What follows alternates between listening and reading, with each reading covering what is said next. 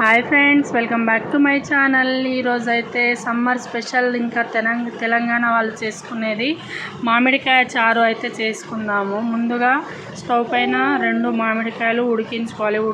ఉడికించుకున్న తర్వాత రసం అయితే తీసుకోవాలి. ఈ విధంగా ఇంకా పచ్చిమిర్చి దంచుకోవాలి. పచ్చిమిర్చి వేస్తే ఈ రసానికి టేస్ట్ డబల్ అవుతుందన్నమాట.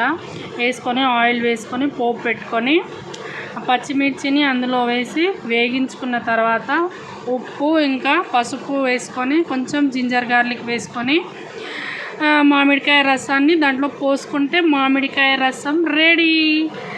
కొద్దిగా కొత్తిమీర కూడా జల్లుకోవాలి, టేస్ట్ డబుల్ అవుతుంది. ఈ రసం అనేది అన్నంలోకి చాలా అంటే చాలా బాగుంటుంది.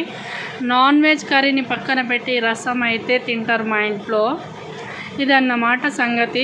మీకు కూడా నచ్చితే మీరు కూడా చేసుకోండి. రీసెంట్గా ఒక 3 days బ్యాక్ ఒక పెళ్ళికి అయితే వెళ్ళామండి.